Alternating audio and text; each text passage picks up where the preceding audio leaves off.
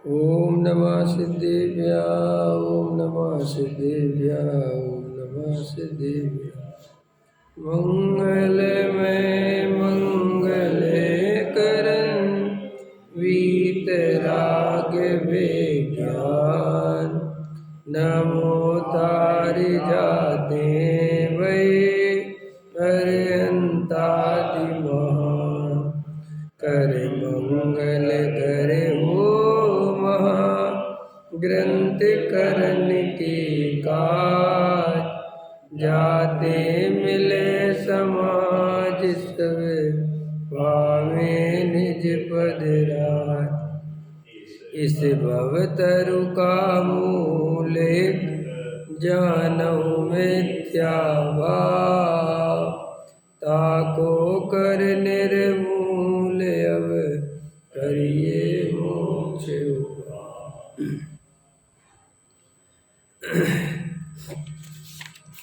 मोक्ष मार्ग प्रकाशक सातवां अधिकार जीव अजीव तत्व का अन्यथा रूप 225 नंबर का पेज है। सबसे नीचे का पैराग्राफ है। तथा पर्याय में जीव उद्गल के परस्पर निमित्त से अनेक क्रियाएं होती हैं, उन्हें दोनों द्रव्यों के मिलाप से उत्पन्न हुई जानता है। यह जीव की क्रिया है, उसका पुद्गल निमित्त है। यह पुद्गल की क्रिया है, उसका जीव निमित्त है। ऐसा भिन्न भिन्न भाव भाषित नहीं होता। ये सबसे बड़ी समस्या है। पुद्गल और जीव के बीच में जो निमित्त नैमित्तिक संबंध है, उसके कारण जीव को ये दो अलग अलग पदार्थ हैं, दोनों द्रव्य अलग अलग हैं, ऐसा भाव भाषण नहीं होता। क्योंकि शरीर और आत्मा एक क्षेत्रंगाय संबंध से बंधे हुए हैं, रहते हैं एक साथ, और दोनों की क्रियाएं परस्पर एक दूसरे के निमित्त से होती है। तो ऐसा लगता है कि ये आत्मा और शरीर एक ही है। एक तो ये भ्रम होता है, और दूसरा भ्रम ये होता है कि शरीर आदि की क्रियाओं का कर्ता मैं हूँ। ये क्रियाएं मैं करता हूँ। शरीर का पूरा ध्यान अपने को रखना पड़ता है। ख्याल में है ना, दवाई खाओ तो ठीक हो जाते हैं, नहीं खाओ तो ठीक नहीं होते हैं। भोजन करो तो भूख मिट जाती है, नहीं करो तो नहीं मिटती है। भोजन के विकल्प आते हैं, तभी भूख लगती है, तभी शरीर को ज़रूरत होती है। कोई काम करने की सोचो तभी वो काम होता है, अपने आप तो नहीं होता। ऐसे अनेक अनेक अनेक अनेक अनेक अनेक पूरे जीवन के प्रसंग हैं, जिसके कारण ऐसा भ्रम टूटना बहुत मुश्किल है कि मैं शरीर नहीं हूँ और शरीर आदि की क्रिया का कर्ता नहीं हूँ। ये बहुत मुश्किल पड़ता है। इसलिए जो जीव ऐसा प्रश्न पूछते हैं कि तत्व विचार करना क्यों आवश्यक है, तो तत्व विचार करना इसलिए आवश्यक है क्योंकि इस शरीर और आत्मा के बहुत घनीभूत, बहुत ज़्यादा निमित्त नैमित्तिक संबंध है, और तुम गहरा तत्व विचार नहीं करोगे तो इन दोनों के बीच में भेद नहीं कर पाओगे। इसलिए जो ये जीव कहते कि भेद ज्ञान की क्या जरूरत है, संवेदन मूर्खता की बात है। अरे भेद ज्ञान ही तो करना है। क्यों कि शरीर और आत्मा को अनादिकाल से जिस पर्याय में गए, उस पर्याय में शरीर और आत्मा एक हो जाते हैं। एक हो जाते हैं माने ऐसे दूध और पानी की तरह मिल जाते हैं। दिखते तो है नहीं कि ये शरीर रहा, ये आत्मा रहा, वे तो एक साथ ही परिणमन करते हैं। और मज़ेदार बात यह है कि जीव को जो भी ज्ञान क्षयोपशम ज्ञान होता है, जो इंद्रियों के माध्यम से प्रवृत्ति करता है, उस ज्ञान की सबसे बड़ी वीकनेस ये है कि वो बाहर की तरफ चलता है, वो बाहर की तरफ देखता है। माने हम इन इंद्रियों से शरीर तो देख लेते हैं, लेकिन आत्मा नहीं दिखता, जबकि देखना आत्मा है। क्या कहा मैंने? देखना आत्मा है और दिखता क्या है? शरीर। सीधा सा गणित है ना। मैंने अब ये बात कितनी सरल है कि वेद ज्ञान क्यों जरूरी है, तत्व विचार क्यों जरूरी है। ये मंदिर के दर्शन पूजन भक्ति, पहाड़ चढ़ना, व्रतशील संयम आदि, इनसे आत्मा का क्या लेना देना है? ये तो कुछ इनसे आत्मा का कोई संबंध ही नहीं है। ये तो सीधी सी बात है। ये व्रतशील संयम आदि ये क्या चीज़ें हैं कि जो जीव आत्मा के ध्यान के लिए उतरता है तो वो रोटी खाने के लिए ज़्यादा टाइम बर्बाद नहीं कर सकता, इसलिए रोटी छोड़ दी। ख्याल में है ना। अब मुनिराज विशेष आज ध्यान लगा रहे हैं तो रोटी खाने नहीं गए तो उपवास, अब तुम उसको उपवास नाम देते हो। मुनिराज तो उपवास थोड़ी कर रहे हैं, मुनिराज तो एक रिसर्च कर रहे हैं। जैसे हम मान के चलो एक वैज्ञानिक है, धार्मिक क्षेत्र में और अधार्मिक क्षेत्र में ये बहुत बड़ा अंतर है और इससे बहुत बड़ी गलतियां पैदा होती हैं। अब जैसे एक वैज्ञानिक है, वैज्ञानिक चलो तुम्हें थोड़ा भारी लगेगा सब, मैं तो कहता हूँ एक बच्चा है 10वीं क्लास पढ़ता है 12वीं क्लास पढ़ता है और आज उसका एग्जाम है और आज दिन भर से उसने कुछ नहीं खाया। क्यों? कि खाने में टाइम बर्बाद होगा और दूसरी बात खाऊंगा तो नींद आएगी। अब मैं आपसे पूछता हूँ तुम उसे उपवास करने वाला मानोगे? उसे धार्मिक मानोगे? क्यों नहीं मानो?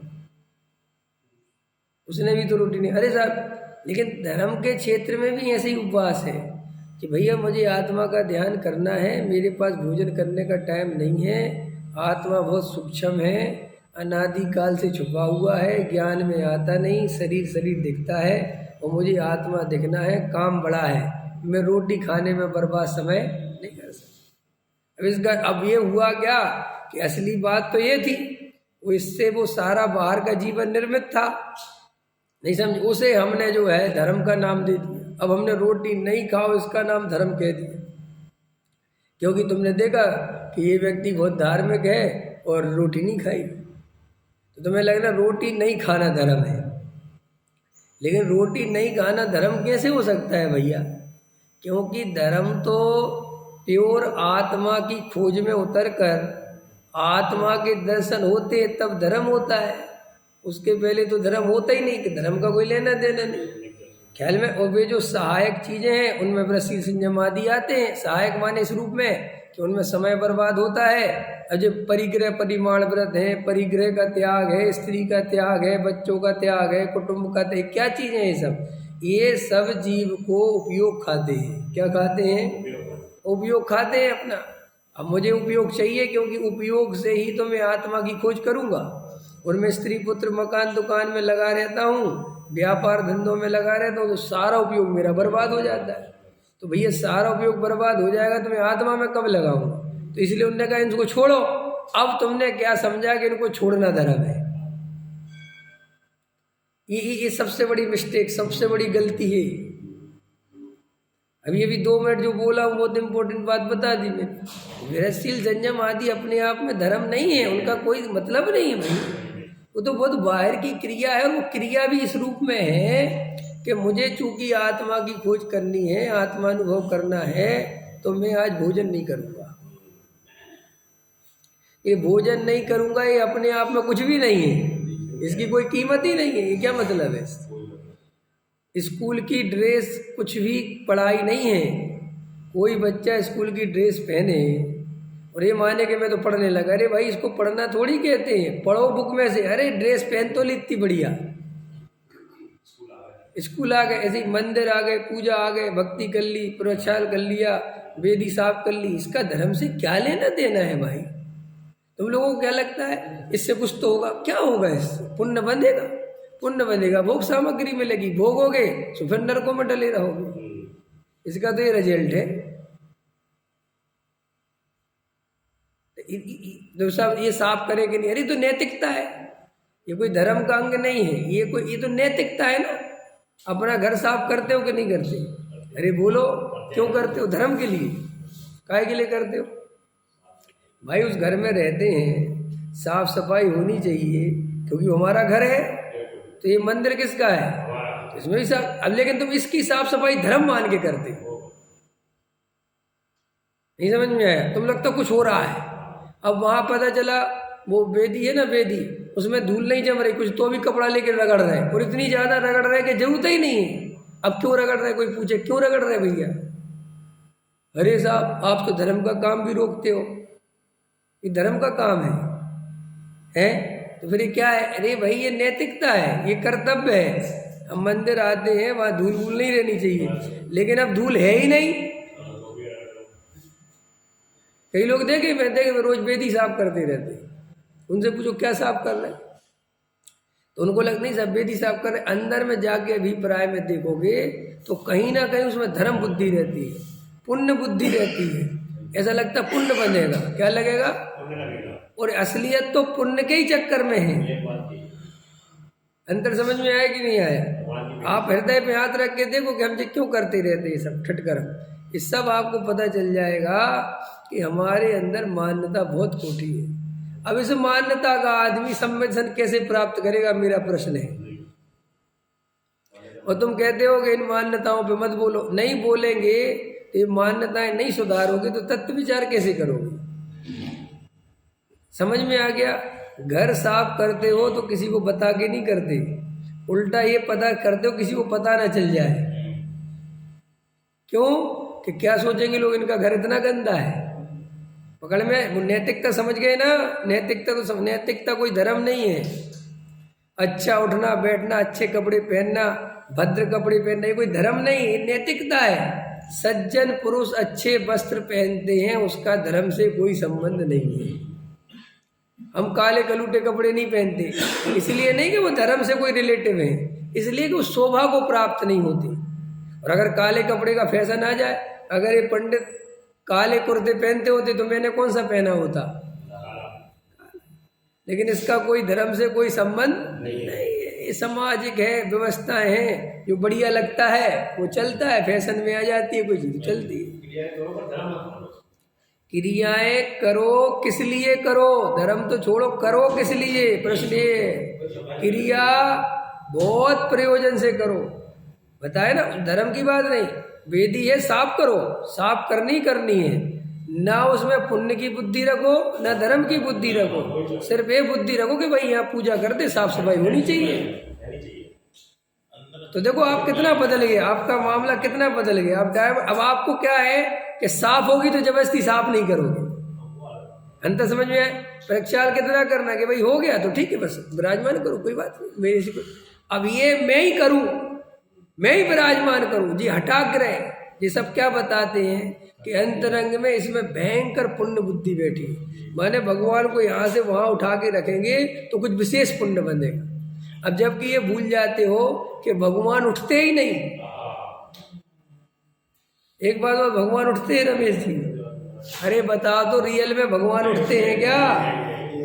कोई भगवान को उठा के यहाँ से वहाँ रखता है क्या? स्वधर्मेंद्र अनंत भगवान को? तो ये तो भाई प्रतिमा है, एक व्यवस्था है, साफ करनी है तो वहां से निकालनी पड़ेगी, क्योंकि वहां तो जल डाल नहीं सकते। तो साफ करी दोबारा भैया। अब उसमें कितना बड़ा बना रखा यीशु,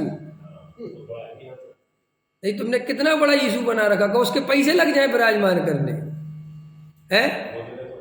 नहीं होता है कि नहीं? और फिर हमारे विद्वान जी ये विराजमान कर, जो हमारे जी करेंगे, और मुझे बड़ी हंसी आती, किसमें है क्या? लेकिन तो ये आपको मैं क्यों समझा रहा हूँ, इस बात का भी 2 मिनट क्यों दे रहा हूँ आपको? मैं सिर्फ इसलिए दे रहा हूँ, ये 2 मिनट इसलिए खर्च कर रहा हूँ कि तुम अभी भी उनमें धर्म समझते हो। धर्म माने पुण्य, धर्म तो नहीं समझते, तो मुझे पता है, क्योंकि तुम्हें धर्म चाहिए ही नहीं। तुम्हें तो क्या चाहिए देवेंद्र जी? ये धर्म समझते हो, ये शब्द करेक्शन कर लेना आज से। तुम समझते तो पुण्य नहीं हो, तुम्हें भी पता है कि धर्म तो आत्मा से मिलेगा, लेकिन तुम्हें धर्म चाहिए ही नहीं। नहीं, धर्म का भ्रम भी नहीं है, धर्म चाहिए ही नहीं। पंडित जी हमें धर्म चाहिए कब है? हमने कब कहा प्रतिमा उठाने से धर्म होता है? तो क्या होता है? पुण्य होता है। और हमें क्या चाहिए? तो सारी कहानी हमारी पुण्य पेट की है। हम लोग जो ऊपर ऊपर बोलते हमें आत्मा चाहिए, बोलो रमेश जी क्या चाहिए? पुण्य के धर्म, हृदय पे हाथ रखो। अरे झूठ बोलने की जरूरत क्या है? क्या चाहिए अरविंद जी? बड़े से बड़े विद्वानों की बात मत करो मेरे सामने, मुझे विद्वानों से क्या लेना देना। मैं तो अपनी बताओ ना, हम अपना ऑपरेशन करने बैठे हैं, अपन को अभी अरे पुण्य, अभी पुण्य चाहिए कि धर्म चाहिए? मैं तो आपसे पूछ, मेरा तो इस बात का जवाब दो, क्या चाहिए? क्या चाहिए? देखो वो बोलो ना जो चाहिए, डर क्यों रहे? और अभी असलियत पता, बोल भी तुम इसलिए नहीं पा रहे हो कि तुमने आज तक खुद ही नहीं सोचा कि चाहिए क्या है। समझ में आया? ये तो वही वाली बात है कि हम कपड़े के मार्केट में घुस गए हैं और वहाँ दुकानदार कह रहे आओ जी, और हम कह रहे काय को आओ जी, हमें कुछ लेना ही नहीं है। आप कह रहे वेद ज्ञान अंतर समझ में, अभी रुक जाओ, ये बात पूरी कर लो। पकड़ में आया कि नहीं आया? तो हमें लेना नहीं, लेकिन अब कपड़े के मार्केट में बैठ गए तो क्या करें? अब कभी कभी ऐसे भी होते हैं कि कई चिपक जाते हैं बिल्कुल, तो अपन नहीं चाहिए तो भी घुस जाते, ला रे भैया दिखा क्या है। अंतर समझ में आया कि नहीं? और जबकि अंदर पूरा चल रहा है कि हमें कुछ नहीं लेना, पकड़ में आए। ऐसे ही वास्तव में तुम जबरदस्ती मंदिर में घुस गए हो, यहाँ तुम्हें लेना बहना कुछ नहीं है। फिर तुम जब यहाँ घुसे तो तुमने देखा, जैसे उस दुकान में देखा कि एयर कंडीशन लगा हुआ है, बाहर भयंकर धूप है, और अभी आधे घंटे मुझे कोई काम है नहीं, इसके टाइम पास करो। समय अपना टाइम पास निकल जाएगा, फिर अपन चले आए, कहते हमें नहीं चाहिए। ऐसे ही मंदिर में घुस गए, आए तो किसी और काम से थे, फिर यहाँ तुमने देखा कि यार यहाँ तो बहुत प्रयोजन की सिद्धि होती है। एक तो ये लोग चिल्लाते पुण्य भयंकर बनता है, और पुण्य से क्या मिलता है? ऐसे कर लिया करो, इससे पता चल जाता है क्या मिलता है। पुण्य से माल मिलता है, और हमें तो चाहिए माल ही है, एक बात। और दूसरी बात, मंदिर आओ तो लड़के बड़के की शादी बहुत जल्दी हो जाती है, लोग बड़ा धार्मिक समझते हैं। तीसरा प्रयोजन ये हो जाता है कि समाज में इज्जत बन जाती है। ख्याल में आया कि नहीं आया? वो बहुत बढ़िया हो जाता है। तो आपने ये प्रयोजन शुरू से देखे, फिर आप ये कह सकते नहीं, क्योंकि ये कहोगे कि हम इस प्रयोजन से आते हैं तो बहुत आफत हो जाएगी। ख्याल में, इसलिए फिर आपने एक धार्मिक चोला पहन लिया। फिर आपको किसी ने कह दिया, उसमें फिर बढ़ते चले गए आप। किसी ने कह दिया, अरे अरे तुम स्वाध्याय में बैठते हो? नहीं, स्वाध्याय में नहीं बैठते, स्वाध्याय में बैठा करो, स्वाध्याय में उससे ज़्यादा पुण्य बनता है। किससे ज़्यादा? पूजा से। अच्छा ऐसा क्या? चलो तो कल से स्वाध्याय बैठे। किसी ने कह दिया पारसनाथ का पूजन 100% किया करो भाई साहब, बहुत जरूरी है, चिंतामणि है भी, तो वो करने लगे। किसी ने कह दिया भाई साहब जो बिना पूजा प्रक्षाल के स्वाध्याय में बैठ जाता है उसको पुण्य, अरे तो चलो पूजा पाठ प्रक्षाल। क्या कर, समझ में? तुम्हारा सारा गणित कहाँ घूम रहा है? पुण्य पे। इसलिए आप अपने अंदर देखना, आपको कोई ये बता दे कि इस काम में ज्यादा पुण्य है। जैसे देखो आप दान कैसे देते हो, ए भैया दान दो, कंजूसी मत करो, ये दान नहीं दोगे तो अगले जन्म में भिखारी होगे, इस जन्म में भी जो पैसा कम है वो दान नहीं देने के कारण, तो लो भैया ले लो ले लो। तो ये धर्म के ये मैंने पुण्य भी कैसे हो सकता है? ये तो इन्वेस्टमेंट है, ये तो बिल्कुल बिल्कुल बेईमानी हो गई। ये तुम्हें इतना डराया धमकाया और तुम्हारी जेब से पैसा निकलवाया है। ये तो वैसे ही हो गया ना, तुमसे नरक आदि का भय दिखा के, स्वर्ग आदि की चाय दिखा के, अगले जन्म के सुख दुख बता के तुमसे खींच लिया और तुम खट से दे देते हो।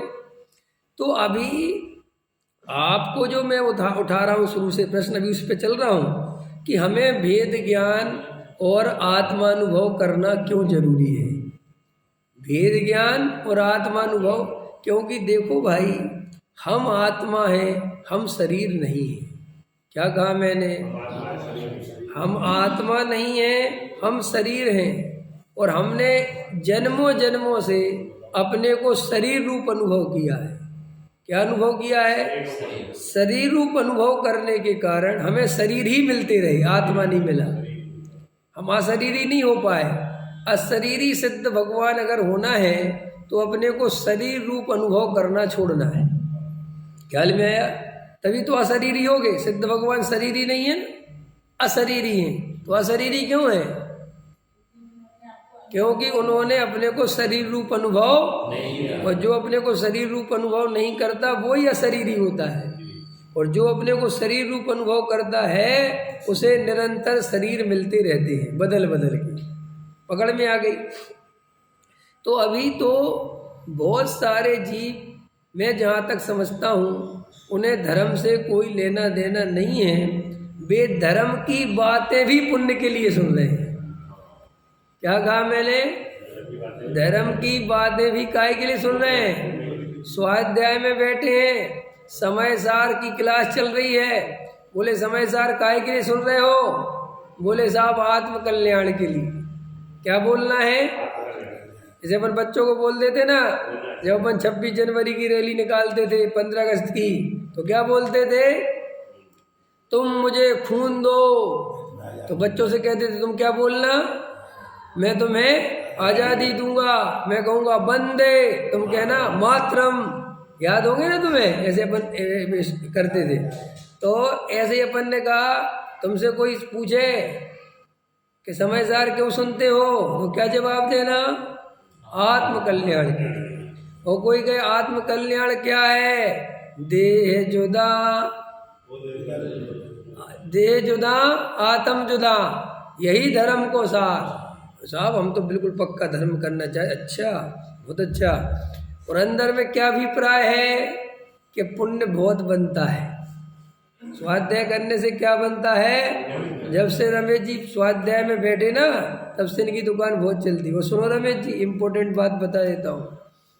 आप जो ये 9 बजे भग जाते हो ना, 8:30 बजे, अगर रोज स्वाध्याय में बैठोगे तो इससे ज़्यादा दुकान 9 बजे जाके चलेगी।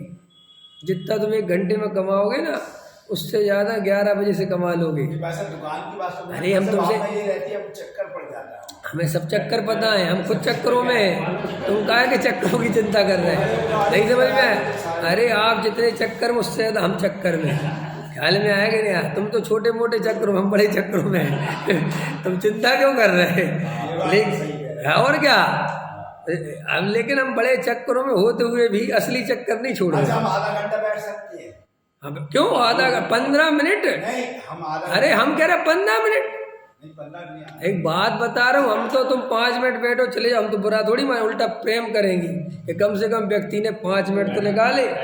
और क्या पता 1 घंटे में जो बात नहीं आए, तुम्हारे भाग्य से वो 5 मिनट में आ जाए। ऐसा थोड़ा ही है। अच्छे अच्छे जीवों की, कई कई जीवों की होना। मैं तो कई दफे नोट करता हूँ कि जीवों की योग्यता के अनुसार प्रवचन होता है। ये मेरा पक्का मानना है, अनुभव पूर्वक मान नहीं रहा, खाली अनुभव पूर्वक मानना है। अभी तो मैं कई दफे कहता हूँ मुझे गहरे श्रोता और मिल जाए ना, तो जितना तत्व निकल रहा है इससे 1000 गुना निकल जाए। ये तो उतने गहरे श्रोता नहीं है, उतने नहीं पकड़ पा रहे हैं ना अभी तो, और उतना गंभीरता से नहीं ले रहे। अगर गंभीरता से सुने और तत्व को बैठे और गहरा रोज तत्व विचार करें, और फिर उनके प्रश्न हृदय से निकलें कि साहब आज हमने 1 घंटे तत्व विचार किया, हमें समस्या आई, फिर जो तुम्हें उसका आनंद आएगा, रिजल्ट आएगा। अभी तो तुम्हारे प्रश्न ऐसे होते हैं धेले भर के, पूजा छोड़ दें जी क्या, ये प्रश्न धेले भर के 2 रुपए के, कुछ नहीं रखा। अरे भाई जन्म जन्म निकल गए, ये भाव भी चला जाएगा, ये भाव। अभी कल एक गोष्ठी चल रही थी, समाधि कैसे करवानी चाहिए, ख्याल में है कि नहीं है?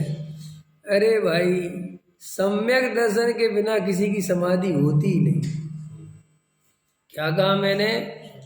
सम्यक दर्शन के बिना समाधि होती नहीं, और जिसे सम्यक दर्शन होगा उसकी समाधि करानी नहीं पड़ेगी, उसकी समाधि होगी ही होगी।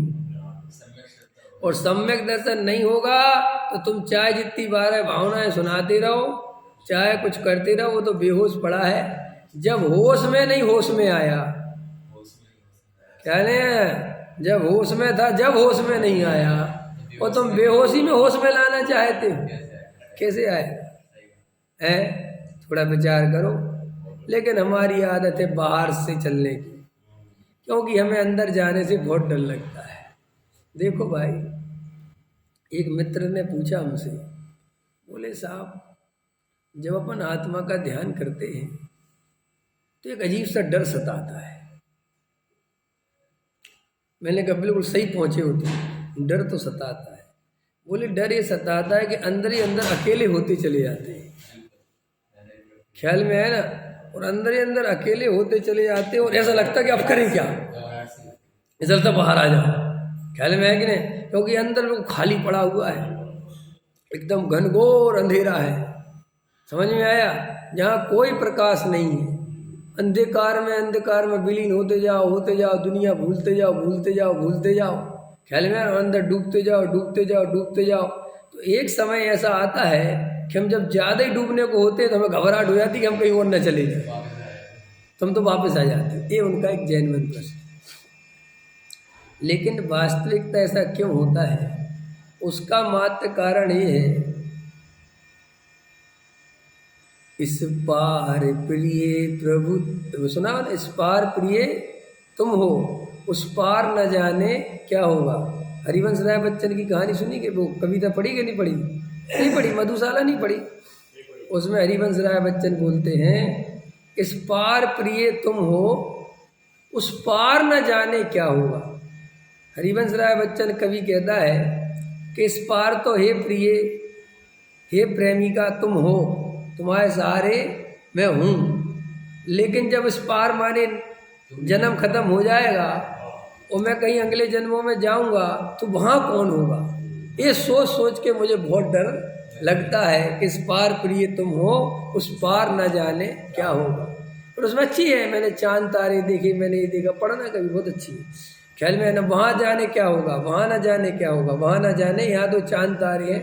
तो क्या है, हमें जन्मों जन्मों से ये पुद्गल की संगति करने की आदत पड़ी है और जन्मों जन्मों से बाहर देखने की आदत पड़ी हुई है। और बाहर है चकाचौंध, बाहर है शोर शराबा, बाहर है रंग बिरंगी दुनिया, और हमें उस रंग बिरंगी दुनिया में, शोर शराबे में, सुख दुख में रहने की आदत पड़ी है। सुख दुख तो समझते हो ना, हम तो ऐसे लोग हैं, ज़्यादा सुख होने लगे तो भी घबराहट होती है, हमें तो दुख भी चाहिए। आपको लगता होगा कि मैं दुख नहीं चाहिए, अरे तुम्हें दुख की भी इतनी आदत पड़ी है कि कंटिन्यू 5, 7, 10 दिन सुख ही सुख चल जाए तुम्हें घबराहट होने लगती है, यार ये क्या हो रहा है, ख्याल नज़र न लग जाए किसी की। ख्याल में वही सोच के चित्त दुखी हो जाता है, क्योंकि दुखी होना ही है ना उसे। तो ख्याल में ये तो सब बढ़िया ही बढ़िया हो रहा है, पता नहीं क्या होने वाला है, कोई बड़ी मुसीबत तो आने वाली नहीं है ना, इतना बढ़िया चल रहा है। तो हमें तो ये रंग बिरंगी दुनिया, ये बाहर के जीवन, ये सब इन चीज़ों में जीने की आदत पड़ गई है। और बाहर से सुना दो, धर्म की बातें सुना दो, पूजा करवा दो, मंदिर बनवा दो, प्रतिमा विराजमान करवा दो, पंच कल्याणक में ले चलो और मेरे को शंकर जी की वंदना करा दो, ये सब झमेलों में जीने की आदत पड़ गई। अब अंदर बिल्कुल ये झमेले है नहीं, अंदर है बिल्कुल बिल्कुल अनंत अनंत शांति। अंदर क्या है, बिल्कुल शांति। और तुम्हें शांति में रहने की बिल्कुल अभ्यास नहीं है, बिल्कुल प्रैक्टिस नहीं है। इसलिए तुमने देखा होगा, इसके लिए मैं उदाहरण दे देता हूँ, तुम्हें समझ में आ जाएगा बहुत आसानी से। तुम्हारे घर में सब कोई रहता है तो तुम लोग आसानी से रह लेते हो, तुम्हें डर नहीं लगता, कुछ नहीं होता है ना, क्योंकि तुम्हें उसमें शोर शराबा, पंखा सब चलते रहते हैं, लोग रहते, ठीक है। और एकदम से मान के चलो सब चले जाएं और घर में तुम अकेले हो, तो उसी घर में तुम्हें डर लगने लगता है। तो मुझे एक बात और, डर क्यों लगने लगा, क्योंकि अकेले रहने की बिल्कुल आदत नहीं। और जो व्यक्ति अकेले रहने का आदी होता है, जैसे अकेले ही रहा, उसे देखो उसे उल्टा होता है, अगर कोई आ जाए तो ये डिस्टर्ब होता है, वो कहता है सब जाए, मैं शांति से अपना अकेला रहूं। तो तुम जितने ज़्यादा भीड़ में रहोगे उतना एकांत में जाने से डरोगे। इसीलिए तीर्थ वगैरह पे जो अपने जाने की परंपरा है, ये तीर्थ क्षेत्रों पर रहने की, कि भाई वर्षा काल में चले जाओ, तुम्हारी कोई पर्व आ जाए तो तीर्थों पर चले जाओ, इसलिए है कि तुम्हें थोड़ा एकांत में रहने का अभ्यास बने। तीर्थों का इसके अलावा अन्य कोई प्रयोजन नहीं है, ये अच्छे से समझ लेना। सब में शंकर की वंदना करने से, ख्याल में आया, कोई भी भव का भाव नहीं होता, कुछ नहीं होता। और ये प्रश्न पूछना मत कि पुण्य बनता है क्यों नहीं, क्योंकि पुण्य की तो मैं बात ही नहीं उठाता, क्योंकि पुण्य तो मैंने अभी 10 दफ़े बता दिया कि वो तो कहीं भी बनता है। पुण्य की क्या सोचना, कोई वो सब में से कर अकेले में बनता है ऐसा नहीं, वो सब जगह बनता है, यहाँ भी बन रहा है। ख्याल में आया कि नहीं आया। और सब में शंकर वालों से ज़्यादा बन सकता है, क्यों हो सकता है, तुम्हारे परिणामों में ज़्यादा निर्मलता चल रही हो और वो जो सब में शंकर का पहाड़ चढ़ रहा हो उसके आकुलता चल रही हो, तो पुण्य किसे बनेगा। लेकिन तुम्हें आदत है कि जितना तकलीफ होगी पुण्य उतना ज़्यादा बंधेगा, ये आदत पड़ गई लोगों को। लोगों को क्या लगता है, ऐसे शांति से बैठे कैसे पुण्य बंधेगा, नहीं समझ। इसलिए स्वाध्याय से पुण्य बंधेगा ये कम लोगों को समझ में आता है, लेकिन पूजन में ज़्यादा पुण्य बंधेगा, प्रक्षाल में ज़्यादा पुण्य बंधेगा, उसमें ज़्यादा समझ क्यों आता है, ऐसा क्यों है, सोचा कभी। पूजा में, प्रक्षाल में या 2-3-4 पूजा करने में ज़्यादा पुण्य बंधेगा, स्वाध्याय में उतना पुण्य नहीं बंधेगा। ये अंदर मेंटली रहता है, ये बताने की बात नहीं है। क्यों रहता है, क्यों होता है ऐसा, क्योंकि आपको वहाँ कुछ करने को दिखता है। वहाँ पूजा पढ़ते हो, सामग्री चढ़ाते हो, पैरों पे खड़े रहते हो, पैरों में थोड़ी तकलीफ भी होती रहती है, तो आपको ऐसा लगता है कि मेंटली आपके अंदर सेटिंग है कि आपको थोड़ा कष्ट वष्ट हो ना, और थोड़ी पखी, और सुनो जिस दिन पसीना और आ रहा हो और भयंकर टप टप पंखे बंद कर दियो, उस दिन और ज़्यादा पुण्य बने, क्योंकि आज तुम भर पसीने में खड़े रहे, भरी गर्मी में खड़े रहे, और वहाँ पे अभी ठंड आ रही है, जैसे अब सुबह प्रक्षाल करने में एकदम हाथ पैर काँपेंगे, ख्याल में आया, तो मान के चलो अरविंद जी 2 मोटी अच्छी वो पहन लें इनर, और जे रमेश जी कुछ पहने नहीं, जी बिना इनर के रहे, तो 100% आम जनता कहेगी इनको पुण्य ज़्यादा बन रहा होगा, कहेगी मैंने मेंटलिटी, समझ गए, देखो देखो इनको कितनी भक्ति है। इसमें भक्ति का क्या मतलब है? एक आदमी ठंड में ठिठुर रहा है तो भगवान की तो उसको ज़्यादा भक्ति है, और एक आदमी ने क्या किया, शांति से बढ़िया 2 मोटी जैकेट पहन ली, उसने क्या जरूरत क्या है ठिठुरने की, क्योंकि मेरे कपड़े का तो त्याग है नहीं। हाँ, या तो कपड़े का त्याग हो और फिर वो मुनिराज कपड़े पहन ले तो पापी हैं, लेकिन तुम तो कपड़े पहनते ही हो, तो तुम 2 घड़ी को त्याग भी कर दोगे तो क्या कीमत है? अंतर समझ में आएगी नहीं, या तो तुम त्यागी हो वास्तव में, तो अब ठंड में ठिठुर रहे हैं और ऐसे कांपते, तो तुम जो ऐसा करेगा तुम्हें ऐसा लगे उसको पुण्य ज़्यादा बन रहा। ये मेंटलिटी के कारण ही लोगों ने धर्म को कष्टमय समझा। इस मेंटलिटी के कारण क्या प्रॉब्लम हो गई कि लोगों को लगता है धर्म में बहुत कष्ट है और कष्ट सहने पड़ेंगे। ख्याल में आया कि नहीं आया? मैं अभी इस पे बैठा हूँ समय उदाहरण के लिए, और एक गद्दी और लगा लूँ भैया जी, तो देखो, और अगर मैं बिल्कुल निखरने उस पर बैठ जाऊँ, अरे साहब बड़ी बड़ी भक्ति साहब, बिल्कुल तकत ऐसा, और मैं इस पर कीलें और लगा देती मोटी मोटी, समझ में आया? और इस पे बैठो पंडित जी, अरे साहब ये तो ऐसे ऐसे रहते साहब, कांटों वाली स्टेज पे बैठते हैं, ख्याल में, बिल्कुल सुप्यार नहीं, बिल्कुल सुकोमल नहीं, कुछ कैसी बातें करते हो।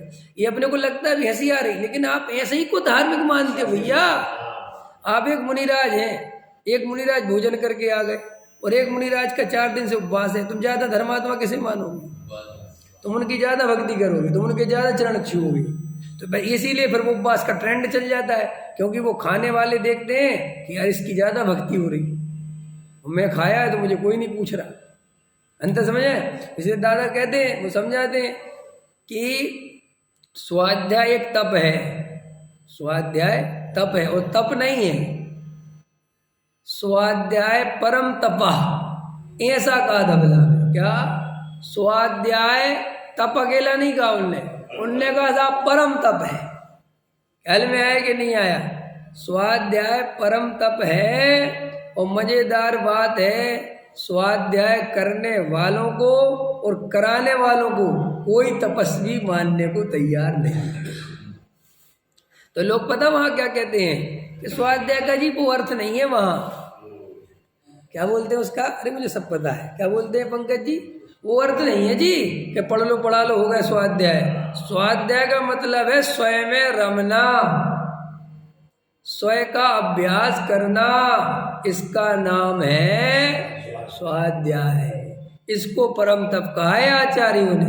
ये बिल्कुल सच्ची व्याख्या करी, यही व्याख्या सच्ची है। लेकिन महाराज यही अकेली व्याख्या क्यों करते हो? अकेली दूसरी भी तो करो, कि वो रोटी छोड़ना अकेला उपवास नहीं है। उसको तो तुम तपस्वी कह रहे जो रोटी छोड़ के बैठा है, और स्वाध्याय की असली परिभाषा बता रहे, तो उपवास की असली परिभाषा कौन बताएगा? कौन बताएगा कि उपवास मतलब क्या होता है? आत्मा के समीप वास करने का नाम उपवास है, भोजन छोड़ने का नाम उपवास नहीं है। ये व्याख्या तो नहीं करी। वो 8 दिन से उपवास करा जी, उपवास करा तो तुम उसकी तो बड़ी महिमा कर रहे, और हम 365 दिन स्वाध्याय कर रहे, कह रहे साहब इससे क्या होता है, ये कोई उपवास थोड़ी है। तो आपको क्या आदत है कि आपको कष्ट में पुण्य और धर्म दिखता है, नहीं समझ में आया? सब में से घर का पहाड़ है, तो आपको पता है चीज़ें कैसे बनती हैं। मैं ये भी बोलूँगा, थोड़ा बोलूँ कि नहीं बोलूँ, बोलूँ कि नहीं बोलूँ, ऐसा सोच रहा हूँ, क्योंकि इस पर मुझे ख्याल में तो आ गया है मैं जो बोलना चाहता हूँ। बोलोगे तो अभी तुम लोग कहोगे तो बहुत ज़्यादा, छोड़ो, व्यर्थ की बात है, कोई व्यर्थ, बिल्कुल व्यर्थ है, तुम्हारे काम की भी नहीं है और मेरे काम की भी नहीं है, लेकिन उससे कुछ सीखने को मिलता है, इसलिए मैं सोच रहा था। लेकिन रहने दो, दूसरी बात करो।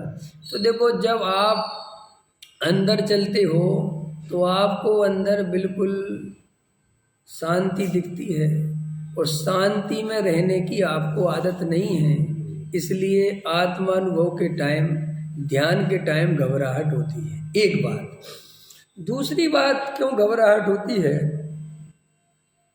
कि जब आप आंख बंद करते हो, शांति से बैठते हो, तो आपको बहुत सारे परिणाम दिखाई देते हैं, और वे परिणाम उसी समय दिखाई देते हैं जब आप शांत होकर बैठते हो।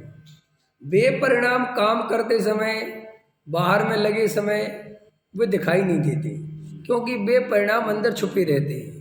और फिर बाहर में, जैसे अभी मैं पढ़ रहा हूँ, आपको पढ़ा रहा हूँ, तो मेरा सारा उपयोग कहाँ लगा हुआ है? आपको पढ़ाने में। तो इस समय मेरे अंदर कौन कौन से परिणाम छुपे हैं, चल रहे हैं, वो मुझे पता नहीं चल रहा, क्योंकि मेरा सारा उपयोग आपके पास लगा हुआ है, आपकी तरफ मेरा ध्यान है।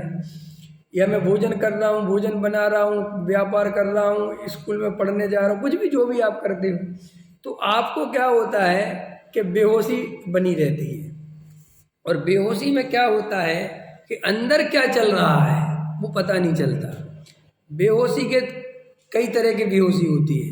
जैसे देखो, आप गाड़ी चलाते हो नई नई, जब नई नई कार चलाना सीखते हो, तब आपको बहुत सावधानी पूर्वक चलाना पड़ता है।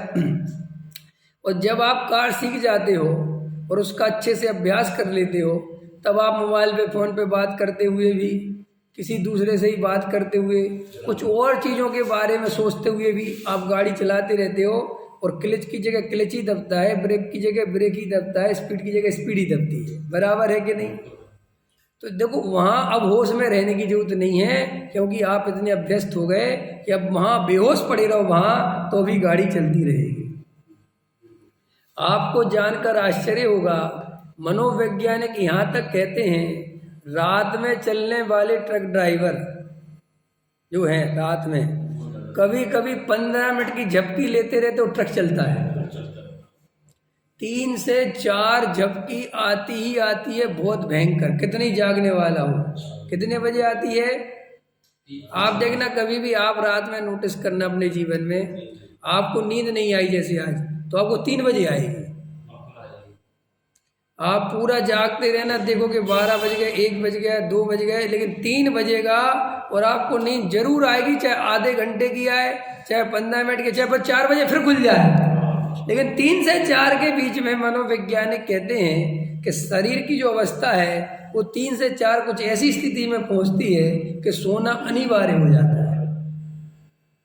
ख्याल में आया कि नहीं आया? तो वे ट्रक ड्राइवर जो है, इसलिए हमारे मुनिराज की निद्रा भी 3 से 4 पहर में बताई। रात्रि में जो सोते ना 1 पहर, तो बोले वही टाइम होता है उनका अधिकतर।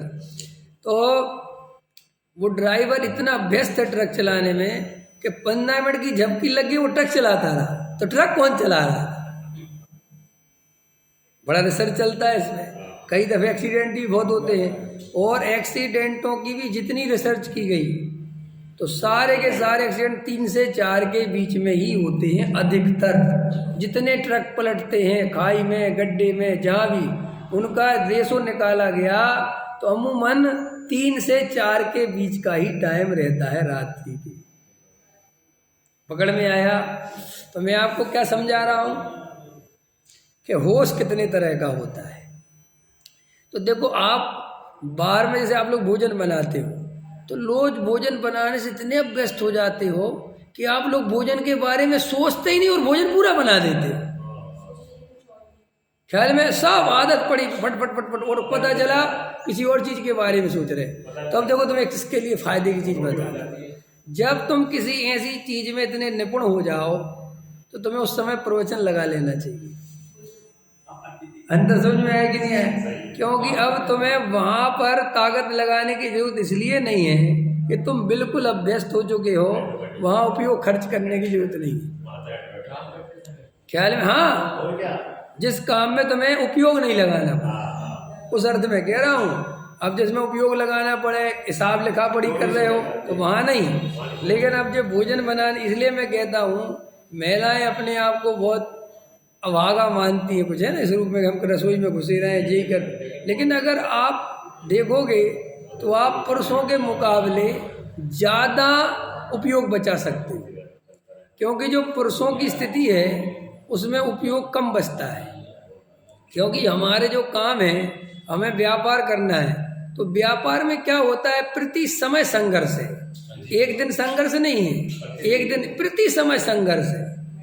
हाँ, मेंटली प्रति समय। क्यों? आज रेट ऊपर हो गया, आज रेट नीचे हो गया, आज रेट घट गया, आज रेट बढ़ गया, ग्राहक कौन सा आया कैसा नहीं आया, इसको क्या रेट बताऊं। किसी को कोई चीज़ 80 रुपये में देनी है, किसी को 85 रुपये में देनी है, किसी को 75 में भी देनी है, और फिर आज रेट टूट गया तो 72 में भी करनी है। तो वो सारे समय संघर्ष चलता है। महिलाओं के साथ जो नौकरी वगैरह नहीं करती और हाउस वाइफ हैं, वे लेकिन तत्व से नहीं जुड़ी हैं, स्वाध्याय नहीं जानती, जो जानती उनकी बात नहीं कर रहे। लेकिन अगर वे लोग देखें तो उनका जीवन बहुत अनेक प्रकार के संघर्ष से बचा हुआ है। अगर अच्छा पति है तो, अब जिसके पति खराब है, शराबी जुआरी है, उनके लिए तो अपन बहुत करुणा की पात्र है बेशक। क्योंकि जिन महिलाओं के पति अच्छे नहीं होते, मुझे ऐसा लगता है कि जगत में उससे ज़्यादा दुख कहीं नहीं है। ख्याल में है ना? क्योंकि बहुत कष्ट भोग उस महिला पे फिर दोहरी जिम्मेदारी होती है, घर भी चलाना है, बच्चों को भी पालना है, और 2 पैसे की चिंता भी करनी है। वो बहुत कठिन काम है। लेकिन फिर भी अपन उस तरफ ना जाके इस तरफ आओ। तो अगर आप स्वाध्याय वगैरह में मतलब जुड़े हो, और आप अगर भोजन वगैरह बनाते हो, तो आप बढ़िया प्रवचन लगाओ और सुनो उस टाइम। और ये प्रश्न मेरे से उठाना मत कि पुण्य पाप का साहब वो अभिनय ये सब मेरे खाते में नहीं आते। ख्याल में है ना? पुण्य पाप की मुझे कोई चिंता नहीं। तुम तो जब मन करे तब स्वाध्याय सुना करो, लेटे लेटे सुना करो, रजाई में सो के सुना करो, लेकिन सुना करो। ये मत सोचा करो अभिनय और ये भी, ये तो सब ठीक है, वो विनय वालों के पास जाओ। ख्याल में है ना? अपना तो काम एक ही है, भेद ज्ञान, होगा तेरा आत्म कल्याण। समझ में आया? बाकी सब दिख रहा भगवान, तू काहे को हो रहा परेशान, तू तो कर भेद ज्ञान। समझ में आया कि नहीं आया? तुम ज़्यादा चिंता मत करो। कबीरदास कहते थे, कबीरदास जुलाहे थे, पता है सबको, कपड़ा बुनते थे। कबीरदास को जब आत्मज्ञान की प्राप्ति हो गई तो ऐसा कहते हैं कि कबीरदास एक बार बैठे थे कहीं, 2-3 प्रसंग सुनाते हैं। तो उनके जो भगत थे, मतलब जो गांव के थे, वो कहीं जा रहे थे, तो बोले कहाँ जा रहे हो? तो कबीरदास जी रहते थे इधर ही बनारस में, समझ में है ना? और काबा है वहीं पास में, तो वहाँ पे लोग वो परिक्रमा देने जाते थे जहाँ पे भी। तो बोले साहब कहाँ जा रहे हो? बोले साहब परिक्रमा देने जा रहे हैं। कहाँ की? बोले साहब का, अरे बोले इधर आओ इधर आओ। बोले मेरे परिक्रमा दे लो। समझ में आया? मैं ही काबा हूँ, मैं स्वयं ही भगवान हूँ, उतनी दूर काहे को परेशान हो रहे हैं, यहीं परिक्रमा दे लो। समझ में? मैं फिर ऐसा एक दूसरा प्रसंग बनता है कि जब वो कपड़ा बेचने जाते थे बाजार में, उनको आत्मज्ञान की प्राप्ति हो गई, और जब वो कपड़ा बेचने जाते थे तो पता वो ग्राहक से क्या कहते थे? आओ राम। क्या कहते थे? सबको राम बुलाते थे, आओ राम आओ, और देखो राम तुम पर ये बहुत अच्छा जमेगा। क्या जमेगा? वो जो कपड़ा बनाते थे, ये बहुत बढ़िया जमेगा, क्योंकि मैंने राम तुम्हारे लिए बनाई। तो सब कहते थे कि ये राम क्यों बोलते हो? बोले मेरे नज़र में सब राम है, राम माने भगवान है, और मैं ये कपड़ा किसी इंसान के लिए नहीं सिल रहा, मैं हमेशा इस दृष्टि से सिलता हूँ कि सभी आत्माओं को पहनना है।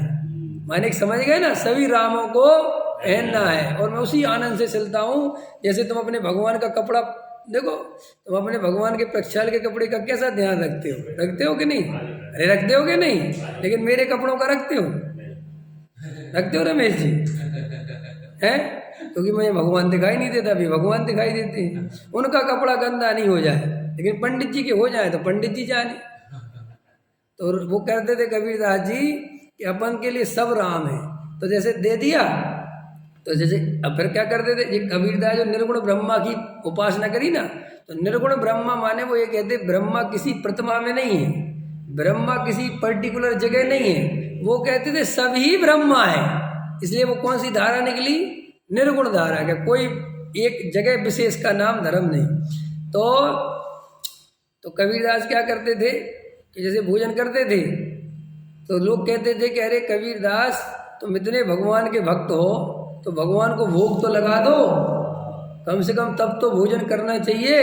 तो कहते थे अरे मूर्खों, मैं भगवान को भोग नहीं लगाता, मैं पूरा भोजन ही भगवान को कराता हूँ, मैं भोजन करता ही नहीं। क्या? मैंने तो आज तक भोजन किया ही नहीं, मैं तो ये सारा भोजन भगवान के लिए करा रहा हूँ, मेरे में थोड़ी कोई भोजन का मतलब है। एक जरा सा भगवान को छिटका दे दिया और वहाँ की खुद खा गए, ये कोई भोजन हुआ? असली भोजन तो है कि भगवान मेरे में और तेरे में अंतर नहीं है, तो चाहे मैं खाऊं और चाहे तू खा, सब बात देगी हले। समझ में आया ना? तो भैया आपको बाहर में बहुत सारी चीज़ों में अभ्यस्त हो जाओ तो वहाँ बहुत उपयोग लगाने की जरूरत नहीं है। इसलिए आपसे मैं कहता हूँ ये जीवन आपको बहुत मुश्किल मिला है, लेकिन अगर पुण्य के उदय से आपकी आजीविका वगैरह ऐसी बन सके या बनी हो कि आपको बहुत उपयोग नहीं लगाना पड़ता और काम चलता रहता है, तो आप व्यापार में भी जाकर शांति से प्रवचन सुनो। ख्याल में आए कि नहीं आए? अब मैं कई लोगों को जानता हूँ और देखता हूँ कि व्यापार में जाते हैं, फैक्ट्री वगैरह जाते हैं, उनको वहाँ कोई काम वैसा नहीं रहता, क्योंकि फैक्ट्री में काम होता है घंटा 1.5 घंटे का, मीनू देना, ये माल बनेगा, ऐसे बनेगा, बस घंटा 1.5 घंटा। अब वो बाकी टाइम फिर गप्पों में बर्बाद करते हैं। किसी को भी बैठ गए, जैन साहब के एसी लगाए, चलो वहीं बैठेंगे, लाओ जैन साहब चाय वाय मंगवाओ, अभी चाय मंगवा रहे हैं, राजनीतिक गप्पे चल रही। अब जबकि उसका व्यापार इससे कोई लेना देना, और तुमने करा वो काय के नाम पे खर्च, व्यापार के नाम में। और घर में पत्नी से क्या कहोगे? देख नहीं थी 8 घंटे काम कर गया है, 8 घंटे कहाँ किया तूने, किया तो घंटा भर है, लेकिन वो इतना बेहोश है कि वो 7 घंटे का सदुपयोग नहीं कर पाता। पकड़ में आया? अगर होश में होगा तो जैसे ही देखेगा कि अब 1 घंटे कोई काम नहीं है, खट से एक प्रवचन लगा लेगा या चिंतन करने बैठ जाएगा। और प्रवचन लगा के बैठ जाएगा। मैं इसलिए बोल रहा हूँ कि तुम्हारा उपयोग इतना स्थूल है कि तुम डायरेक्ट आत्मा में उपयोग नहीं लगा पाते हो, इसलिए वो स्वाध्याय लगा लिया। तो स्वाध्याय से क्या होता है, बीच बीच में ऐसी बात आती रहती है कि अंतर्मुख मुद्रा बनती है, अंतर्दृष्टि होती है, अपने आप आँख बंद हो जाती है, तो बस उसमें उतर गए। ये अभ्यास बता रहा हूँ मैं, लोग पूछते रहते कैसे करना कैसे करना, हमें बताता तो कई दफ़े ही हूँ और सब रोज ही बताता हूँ, लेकिन अब नए नए लोग रोज जुड़ रहे हैं तो लोग नई नई बातें मिल जाए, समझ जाए। पुराने लोगों को तो खबर है क्या कहता हूँ, लेकिन वो पुराने प्रवचन भी सुन लोगे तो सब समझ में आते रहते हैं। हाँ मैं सुन लेता हूँ। हाँ नहीं वो मैं नहीं सुनता, वो तो मुझे कोई भेजता है सुन के कि ये प्रवचन साहब बहुत अच्छा है, तो मैं दोबारा फिर डाल देता हूँ कि चलो अच्छा होगा तो भैया और के लाभ आ जाएगा। ख्याल में आया कि नहीं आया? हाँ शॉर्ट जो बनते हैं वो म्यूजिक डाल देते हैं। मैं ज्ञानानंद स्वभावी हूँ, उनको बोल देंगे कि वो नहीं डालें म्यूजिक, खाली पैसे डालें, है ना। चलो हम समझ गए। देखो भाई, सुनना अपना उद्देश्य नहीं है, सुनकर अपने स्वरूप में रमना अपना उद्देश्य है। क्या कहा मैंने? सुनना अपना उद्देश्य नहीं है। देखो भाई, बातें वही की वही हैं, कभी मैं इस एंगल से कहता हूँ, कभी किसी एंगल से कहता हूँ, कभी किसी एंगल से कहता हूँ। बातें नई नहीं है मेरे पास, बातें वही हैं, लेकिन तुमने जन्मों जन्मों से काम नहीं किया है, इसलिए मुझे रोज नए नए एंगल से समझाना पड़ता है। बात वही है कि आत्मा के अलावा धर्म कहीं नहीं। समझ में आया? तो अभी मैंने आपकी 2-3 बातें कही, कल मुझे याद दिलवा देना, अभी का समय हो गया, कल मुझे याद दिलवा देना कि मुझे बेहोशी पे बोलना है। अभी मैंने बेहोशी पे 2 पॉइंट बोले हैं, ठीक है ना, कि होश में रहने के कितने अर्थ हैं, ठीक है। कल अपन इसकी और बढ़िया, मेरे ख्याल में ही बात कि आपको अंदर में आत्मा के अनुभव में कितने होश की ज़रूरत पड़ेगी और क्या चीज़ आपको आत्मा के अनुभव में अनिवार्य पड़ेगी, ये कल अपन इस पर और खुलासा करेंगे। तो अभी अपन सिर्फ इस बात पे यहीं विराम दे रहे हैं कि जो निमित्त नैमित्तिक संबंध तोड़ेमल जी साहब समझा रहे हैं कि बहुत घने हैं, जिसके कारण कन्फ्यूजन नहीं मिटता, जिसके कारण बार बार कर्ता कर्म की और एकत्व बुद्धि हो जाती है और ये जीव बार बार भ्रमित हो जाता है तो ये भ्रम अपन को इस भाव में तोड़ के रहना है। इसके लिए अपन निमित्त नैमित्त के आधार से चर्चा को बढ़ाएंगे और अभी ज़्यादा से ज़्यादा इस पर मेरा फोकस रहेगा। निमित्त नैमित्त पर चर्चा बहुत करनी है क्योंकि सारी कहानी इस पर उलझी पड़ी हुई है। फिर इसके बाद अपन आश्रव तत्व संबंधी जब चर्चा करेंगे वो तब करेंगे, लेकिन अभी 1-2 दिन में निमित्त नैमित्तिक संबंध और आत्मानुभव में पड़ने वाली बाधा और होश पूर्वक जीने के कितने अर्थ हैं, ये 2-3 कल याद दिलवाना, तो अपन की चर्चा करेंगे गहराई से। ठीक है, अभी का समय हो गया।